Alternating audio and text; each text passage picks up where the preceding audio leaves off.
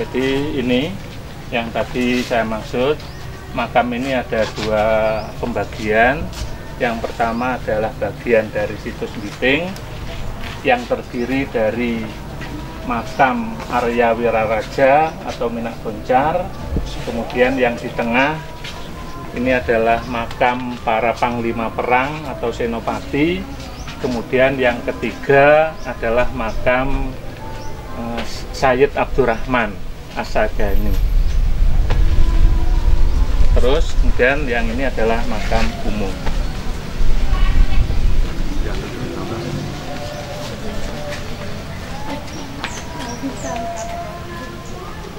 Kalau ingin tahu lengkap riwayat dari Arya Wiraraja atau Minak Boncar, nah ini sudah dibuatkan benar. Paling tidak ini bisa menggambarkan tokoh Arya Wiraraja, baik kelahirannya, kemudian masa pengabdiannya di Singosari, kemudian masa pengabdiannya di Madura, termasuk yang terakhir adalah masa pengabdiannya menjadi Raja Lamajang Tigangjuru sampai wafatnya.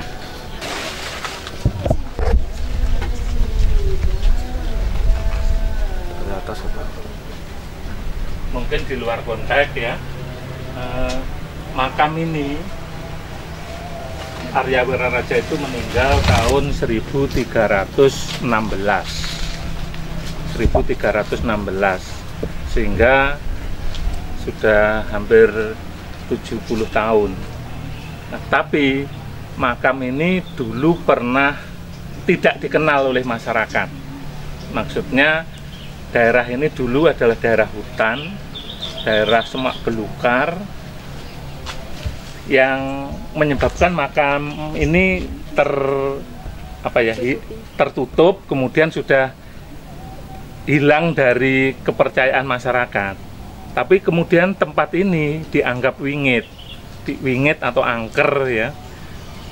Nah, kemudian menurut informasi banyak burung dan banyak binatang-binatang yang terbang di atas ini jatuh, sehingga di sini banyak ditemukan bangkai burung, bangkai kelelawar, bangkai kalong, dan lain-lain. Akhirnya menyebabkan masyarakat penasaran. Nah, kemudian atas prakarsa tokoh masyarakat Biting, kemudian dibabat, ya, dibersihkan. Ini tahun 1911. Ternyata di dalam semak-semak itu kemudian ditemukan makam ini. Nah, setelah itu akhirnya makam ini dibersihkan, kemudian sekaligus oleh masyarakat sekitar dijadikan makam umum, di samping makam ini juga dipelihara pelestariannya. Raden Wiraraja sendiri apakah punya keturunan, Bapak? Raden Arya Wiraraja ini punya dua istri, satu berdarah Madura, mempunyai keturunan Raden Ronggolawi yang kemudian menjadi Bupati Tuban. Yang kedua dengan istri berketurunan Jawa, mempunyai anak Raden Nambi yang kemudian diangkat menjadi Mahapatih Kerajaan Majapahit pada zaman Raden Wijaya. Banyak juru kunci ya yang menyebutkan bahwa di sini ada makam Patih Logender, ada makamnya siapa yang mengalahkan Minak Jinggo itu siapa? Nah, kemudian siapa? Ada Kencana Wungu dan sebagainya, tapi ada Damar Wulan, tapi menurut saya itu tidak masuk akal ya. Nah, saya mendapatkan catatan begini, pada waktu ada perang Lumajang melawan Majapahit yang dipimpin oleh Patih Nambi ya, itu ada 11 senopati dari kerajaan Majapahit yang membela Patih Nambi, kemudian gugur dalam perang Lamajang melawan Majapahit. Nah, di sini ada nama-nama ya, Panglima Pamandana, Maesa Pagawal, Panji Anengah, Panji Samara, Panji Winaragari, Jaran Bangkal, Jangkung, Teguh, Sami, Lasem, dan Emban. Jadi di sini ada 1, 2, 3, 4, 5, 6, 7, 8, 9, 10, 11. Nah, insya Allah di sini juga ada sekitar 11 makam. Kalau saya lebih cocok dengan nama-nama ini yang dimakamkan di sini. Terus ada hubungannya apa Pak sumur yang ada di sini? Nah, ini teman-teman LSM ya, menyebut sumur Windu ya, menyebut sumur Windu. Nah, sumur ini kita perkirakan dulu adalah sebagai tempat untuk bersuci, tempat mengambil air untuk bersuci sebelum para peziarah itu ke candi. Jadi ini adalah aslinya itu candi ya. Aslinya itu candi, tapi kemudian roboh. Nah, robohnya ini bisa juga karena faktor alam ya, karena candi di Jawa Timur termasuk di Lumajang ini dari batu bata. Nah, kemudian akibat letusan Gunung Semeru, akibat letusan Bromo, akibat banjir, akhirnya candi ini rusak. Sehingga kaitannya dengan sumur ini ya, jadi sumur ini sebagai tempat bersuci, mengambil air sebelum mereka masuk ke candi. Okay. Jadi sebenarnya sumur ini dibuat sendiri oleh tangan manusia atau dahulu pada zaman dahulu? Saya kira hampir semua yang nyata itu dibuat oleh tangan manusia, hanya karena mereka atau beliau-beliau itu punya ilmu ya, sehingga membuatnya biasanya dalam waktu yang lebih cepat dari ukuran manusia biasa. Nah, seperti itu. Jadi yang terakhir untuk situs Witing ini adalah makam Sayyid Abdurrahman. Nah, tadi seperti penjelasan saya di sana, Sayyid Abdurrahman ini adalah guru spiritual dari Arya Wiraraja. Tapi diperkirakan Arya Wiraraja itu guru spiritualnya tidak hanya yang beragama Islam, tapi ada yang beragama Hindu, yang Buddha, bahkan ada yang Konghucu dari Cina. Ini menandakan bahwa pada zaman Kerajaan Lamajang Tigang Juru itu dulu masalah kebinekaan atau toleransi beragama itu sudah ada.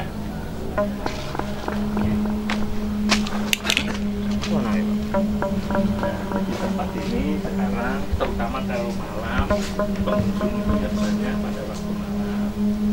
Biasanya mereka mengadakan ya tahlil, yasin, kemudian istighosah, atau ya, berdoa khusus untuk pribadinya, apakah untuk keselamatan, untuk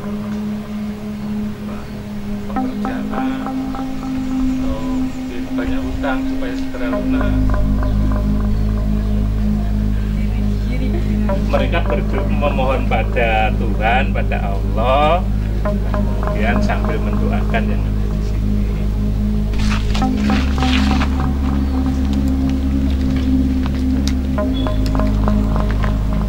Nah, jadi seperti ini warga ya, ini warga masih ada juga yang apa istilahnya mengkeramatkan ya, mengkultuskan sumur ini walaupun sudah rusak. Buktinya setiap Jumat Legi, hari ini kan Jumat Legi, banyak orang yang berziarah, menabur bunga. Ya ini di bangunan sumur, kemudian di Sayyid Abdurrahman, di Panglima Perang, kemudian di sana. Di samping mereka berziarah ke makam leluhurnya sendiri. Letaknya benteng situs Witing sendiri sendiri itu ada di mana? Kalau letaknya ya, benteng Situs Biting itu mengelilingi Keraton Lamajang Tigangjuru. Nah, luasnya ini sekitar 135 hektar luas lahannya ya. Kemudian di luar itu ada 2 benteng. Yang satu benteng bangunan berbentuk tembok. Kemudian di luarnya jarak 50 sampai 100 meter adalah benteng alam yang berupa sungai. Sehingga Situs Biting ini dikelilingi oleh 4 sungai.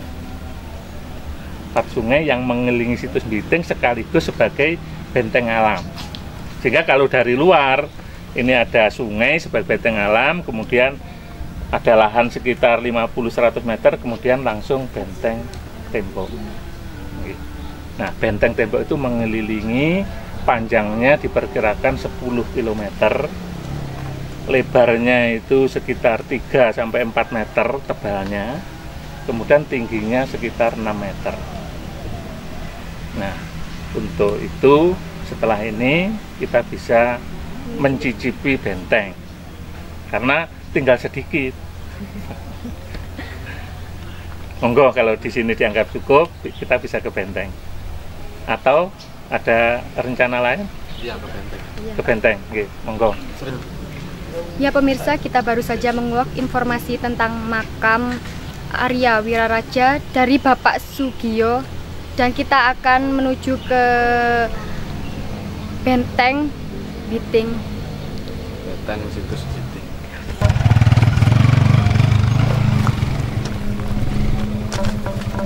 Bentuk lingkaran dulu, bentuk lingkaran. Seri kamu finger Bapak.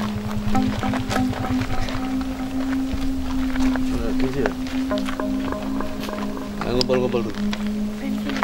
Masnya? Pen, sini, pen.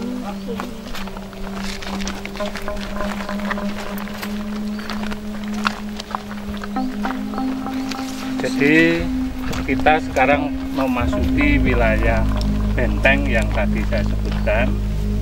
Jadi kita sekarang ini berada di atas bekas benteng yang tadi saya sebutkan, panjangnya 10 km, kemudian lebarnya diperkirakan 3-4 meter, tingginya 6 meter. Namun kondisi fisiknya sekarang seperti ini ya, kondisi fisiknya seperti ini.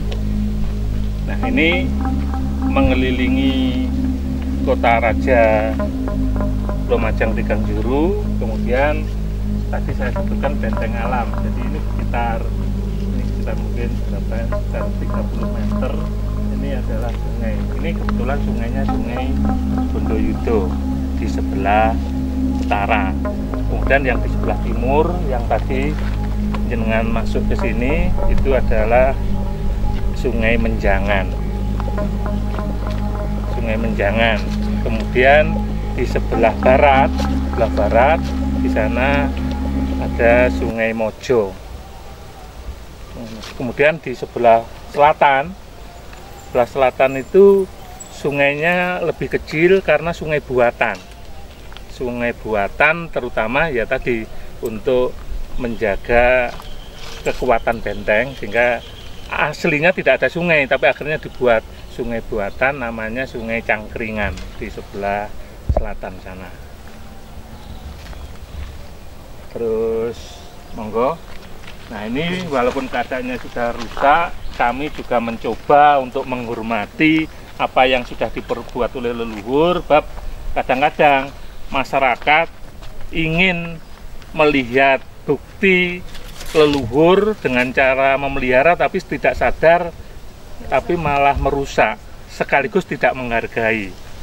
Nah, karena itu ini dulu ada pintu gerbangnya tapi sekarang sudah rusak, kami belum bisa membuat lagi. Kemudian ini dibuat seperti ini. Kadang-kadang mobil pickup langsung ke sana. Jadi ini dalam rangka untuk mengurangi kerusakan lebih parah, tapi sekaligus untuk sopan santun, menghargai bangunan leluhur.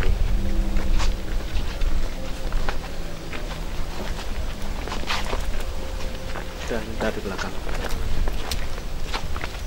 Nah, kemudian 2 tahun yang lalu dalam rangka meyakinkan masyarakat bahwa ini benar-benar benteng, akhirnya dari Yogyakarta turun tim untuk mengadakan sebagian membuka sekaligus untuk membuktikan bahwa ini benar-benar benteng. Nah, pada waktu itu mereka berkeyakinan lebar benteng ini diperkirakan 4 meter. Karena itu digali ini sekitar 4 meter. Ternyata ditemukan reruntuhan batu bata. Kemudian penggalian dipersempit. Nah, akhirnya di pojok sini dan di sini itu ditemukan bangunan bentengnya sendiri. Jadi bangunan benteng itu ternyata tidak selebar 3-4 meter, tapi hanya sekitar 2,5 meter. 2,5 meter ini ditemukan bangunan yang masih utuh, dengan batu bata yang masih utuh, dengan bangunan yang memang berupa tembok itu. Nah, kemudian diperkirakan ya, tadi saya perkirakan 6 meter, ini kemudian runtuh ke kanan dan ke kiri. Nah, akhirnya menjadi seolah-olah bentengnya itu lebar ya. Tapi ternyata dibuktikan hanya 2,5 meter lebarnya. Nah, ini tidak ditutup ya oleh para peneliti, tidak ditutup, tapi dibiarkan terbuka sehingga kalau ada seperti kalian kesini paling tidak untuk pembuktian.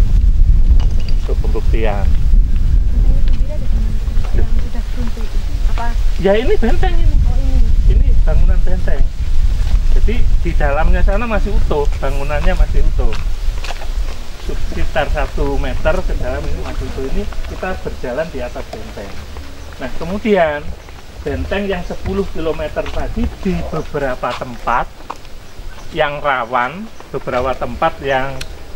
rawan, ya, atau katakanlah dianggap berbahaya, itu dibangun pos atau istilahnya bastion atau pos penjagaan sederhananya kalau sekarang begitu.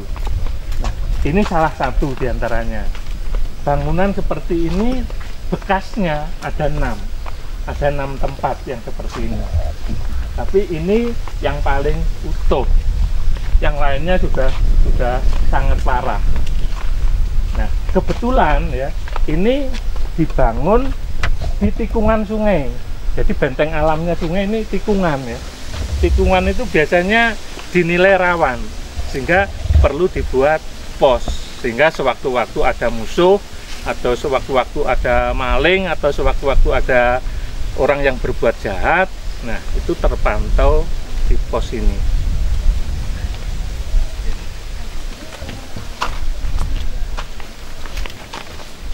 Nah, seperti tadi saya sampaikan, hampir semua peninggalan sejarah di Jawa Timur itu menggunakan bahan dasar batu bata. Nah, batu bata ini ada kelemahannya. Saya Pak, berdiri tengok di mana? Iya. Jadi kamu di pinggir. Jadi memang batu bata ini dianggap paling praktis, tapi orang-orang zaman dulu membuat batu bata itu mungkin juga tidak sekedar seperti orang sekarang buat batu bata yang penting dapat banyak ya. Tapi karena mereka membuat batu bata itu untuk suatu bangunan, nah biasanya mungkin mereka dengan membuat itu juga diberi doa, tapi membakarnya ini juga benar-benar masak, sehingga batu bata yang kita temukan walaupun dalam bentuk batu bata, kalau diadu gitu keluar percikan api, karena memang sudah saking matangnya ya, sehingga kadang-kadang warnanya itu merah kehitaman gitu. Nah, sehingga yang kita temukan ini sebagian besar batu bata dalam ukuran besar. Dalam ukuran besar, terutama ya yang dibangun itu ukurannya besar. Kalau menggunakan batu bata yang kecil-kecil mungkin perlu yang sangat banyak. Nah, seperti itu. Bisa ke atas. Nah, monggo. Walaupun di sini ada aturan dilarang menaiki struktur batu bata, tapi juru kunci biasanya membolehkan, tetapi dengan syarat hati-hati, kemudian jangan kemudian nanti mengambil dibawa oleh-oleh pulang, ya biarkan tetap berserakan di sini. Monggo kalau mau naik bisa. Mari Bapak sini. Loh, saya dulu. Iya.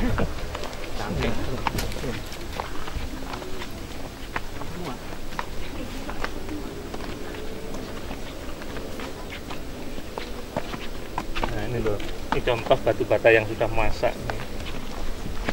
Apa dengar itu Pak kalau digesekkan keluar percikan api? Iya.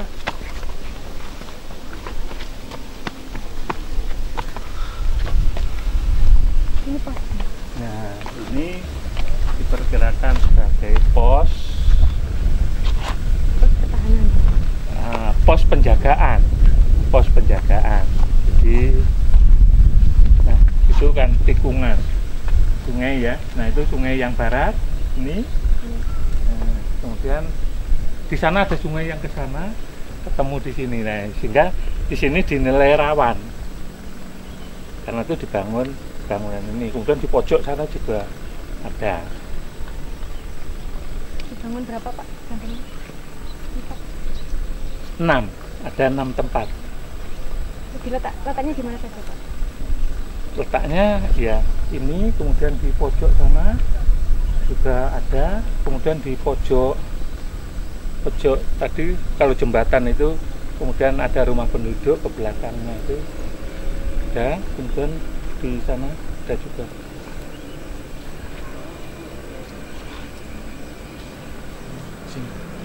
Nah, benteng ini ya dibuat setelah Arya Wiraraja menjadi raja di Lumajang.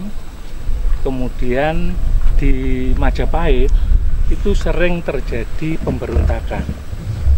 Teman-teman Raden Wijaya yang menjadi raja Majapahit yang dulu berjuang, ternyata setelah memerintah sering terjadi kesalahpahaman karena memang ada tokoh yang menghasut, tokoh penghasut, tokoh yang selalu membuat hubungan mereka bisa retak.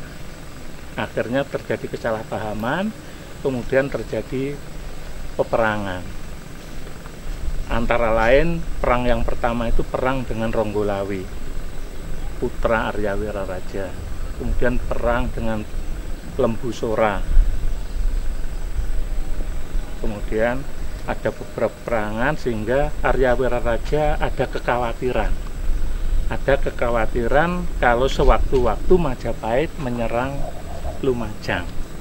Nah, akhirnya ibu kotanya dibentengi dengan benteng ini. Kemudian di Probolinggo, di Gading, di Gending itu ada benteng yang kedua, benteng yang pertama yang paling luar di Gending Probolinggo. Kemudian yang kedua di Pajarakan. Pajarakan itu di Randu Agung. Kemudian ini benteng yang paling dalam. Apakah Panglima dari Lumajang Tigang Juru sendiri pernah menjaga di sini? Untuk tugas seperti ini bukan panglima perang. Tugas ini adalah tugas-tugasnya prajurit untuk menjaga benteng. Kalau panglima perang ini tugasnya mengatur strategi, mengatur siasat, terutama menghadapi musuh dari luar. Menghadapi musuh dari luar. Kemudian ini sekedar info yang kadang-kadang juga masih sulit dibuktikan. Di dalam benteng ini dulu ada lubangnya ya. Itu menurut informasi tembus terowongan. Jadi dari masing-masing benteng ini ada terowongan yang menghubungkan ke keraton, ke tempat tinggal raja. Nah, sehingga sewaktu-waktu misalnya terjadi serangan musuh, ini dipakai tempat menyelamatkan raja. Di perumahan sana contohnya misalnya ada rumahnya warga yang di kamarnya itu tidak bisa ditempati karena ada bekas terowongannya, nah, sehingga tidak bisa ditempati. Lah itu lurus dari sini ke selatan sana. Itu informasi yang seperti itu, tapi sementara ini belum bisa dibuktikan. Oke, mungkin ada pertanyaan lain. Sudah. Pak sudah. Kamu jalan ke sana ngambil.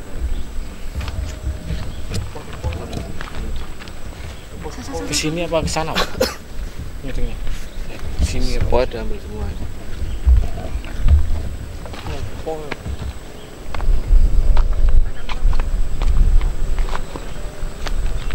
Iya, Mas. Ini kamarnya.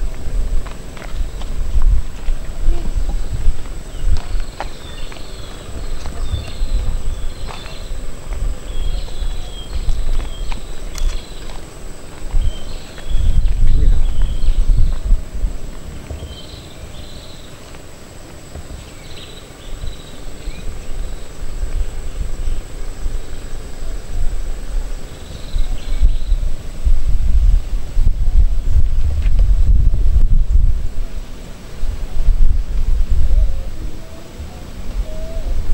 Turun minggir.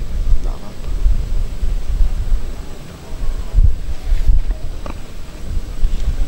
Udah.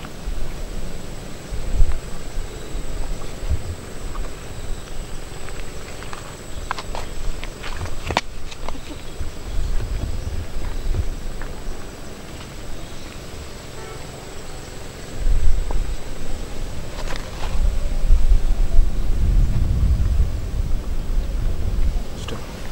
Udah di bawah.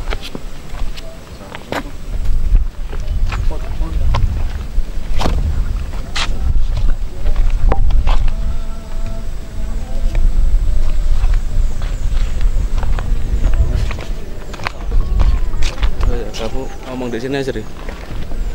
Kirimkan dulu, Pak. 20 menit ya. Nah, Pak lanjut. Pemirsa, saat ini Rekamannya kita sudah berada dihentikan dulu, Pak di... lanjut. Ya pemirsa, saat ini kita sudah berada di atas benteng Kerajaan Lamajang, yang pada konon ini adalah tempat pertahanan pada Kerajaan Lamajang pada zaman dahulu. Ya pemirsa, ini sisa-sisa dari batu bata benteng Kerajaan Lamajang yang ini sangat matang. Yang konon katanya apabila digesekkan akan mengeluarkan percikan api. Karena proses pemasakannya ini sangat matang sehingga menimbulkan warna yang agak kehitaman.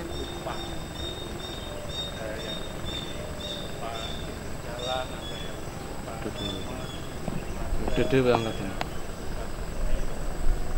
Ini adalah batu bata yang amat besar dan pada saat ini jarang ditemukan seperti ini.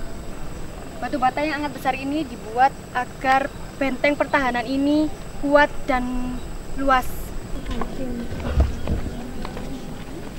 Ini walaupun sederhana punya nilai sejarah yang tinggi.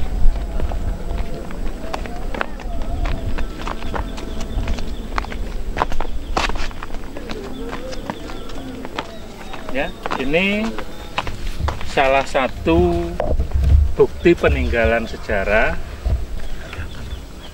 dikenal dengan watu lumpang atau lumpang batu. Ya. Nah, ini menandakan bahwa wilayah di sini sebagian besar mata pencariannya adalah pertanian. Ini adalah lambang kesuburan. Sehingga hasil pertaniannya diolah sendiri, belum ada seleb waktu itu. Istilahnya dideplok ya, atau ditumbuk ya. Biasanya kalau dalam sejarah Hindu-Buddha, lumpang ini ada yoni, ada lambang kesuburan ya. Tapi kalau zamannya Arya Wiraraja ini tadi untuk melambangkan pertanian ya. Kemudian kalau ingin tahu tentang Watu Lumpang di Guci Alit, itu ada dusun namanya Dusun Watu Lumpang di Desa Dadapan. Di sana ada ratusan lumpang besar-besar. Dan kebetulan di sana itu dulu pernah dijadikan tempat pengungsian ketika mereka kalah perang. Untuk menghindari penangkapan, melarikan diri ke wilayah pegunungan. Nah, karena yang mengungsi banyak, membutuhkan makanan yang banyak juga, dibuat lumpang dalam jumlah yang banyak. Gitu. Ambil lumpang. Ini ditemukan. Ya, sudah patah.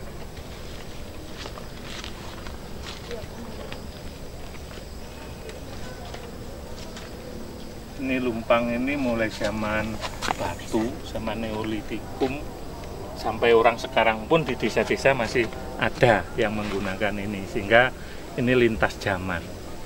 Mulai zaman Neolitikum, zaman batu, kemudian zaman Hindu, zaman Buddha, zaman Islam, zaman modern sekarang pun masih ada masyarakat yang menggunakan ini.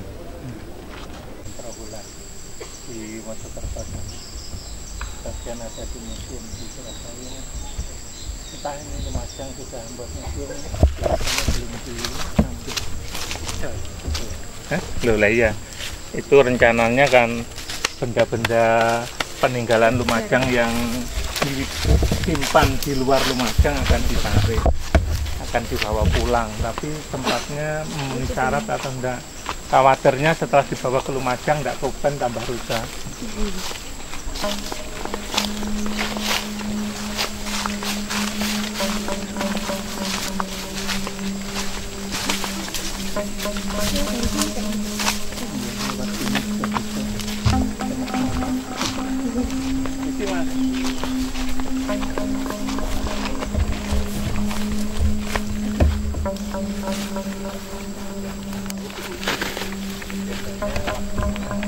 Sorry.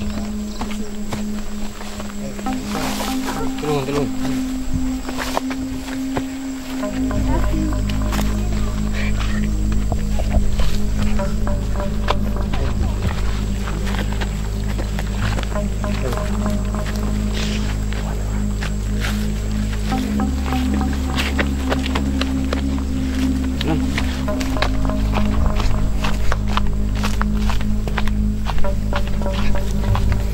Dilihat saja, enggak usah kasar. Iya.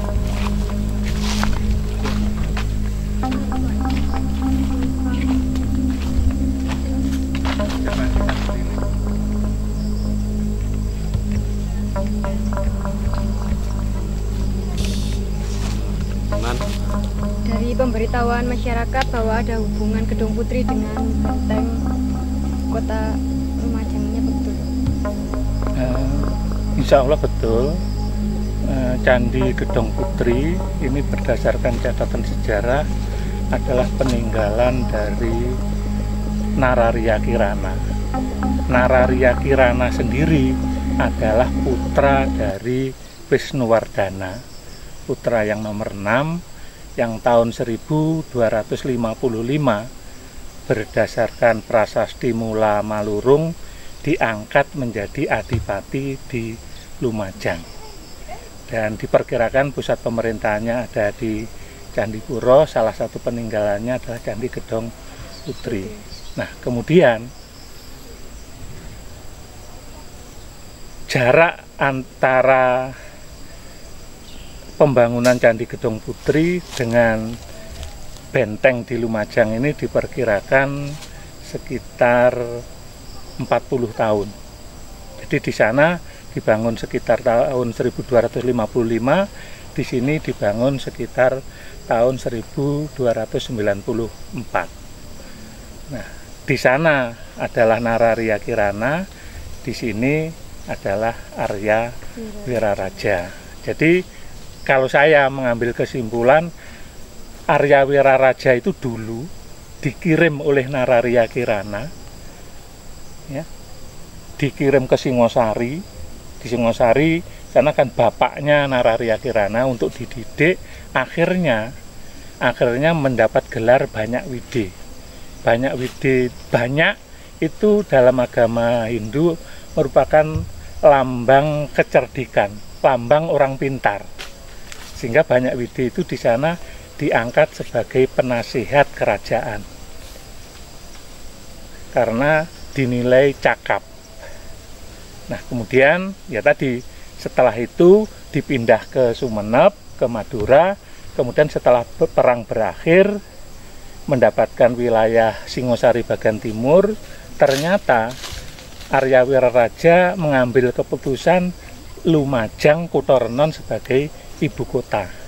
Padahal wilayahnya itu mulai Pasuruan, Probolinggo, Jember, Banyuwangi, Bondowoso, Situbondo sampai Bali. Tapi ibu kota kerajaannya di Lumajang. Nah, ini ada yang memperkirakan bahwa Arya Wiraraja ini lahir di lereng Gunung Lamongan, tepatnya di Dusun Nangka, di dekat Ranu Pakis. Jadi di desa Ranu Pakis sana ada dusun namanya Dusun Nangka. Di sana ada pemakaman tua, hampir sama dengan itu, ada 2 pemakaman. Itu diperkirakan adalah bapak ibu dari Arya Wiraraja. Jadi Biting ini adalah kelanjutan dari Gedong Putri. Kemudian juga ada hubungannya nanti dengan candi yang ada di Randu Agung. Di Randu Agung itu ada candi, ada orang mengenal Candi Nambi, tapi ada juga orang yang mengenal sebagai Candi Gelisah. Maksudnya Patih Nambi itu sering dalam melaksanakan tugas sebagai Patih Majapahit itu sering gelisah karena tidak sependapat dengan Raja Jayanegara, sering selisih pendapat, sehingga untuk menenangkan pikiran Patih Nambi ini selalu bertapa, bersemedi di Candi Randu Agung. Terima kasih Bapak telah memberikan informasi yang lebih banyak tentang candi-candi yang ada di Lumajang. Terima kasih atas bantuannya. Sama-sama, mudah-mudahan apa yang saya informasikan menjadi tambahan pengetahuan sekaligus bekal untuk menyusun laporan, dan yang lebih penting adalah pelestarian situs Biting dan budaya, cagar budaya yang ada di Kabupaten Lumajang. Foto pertama.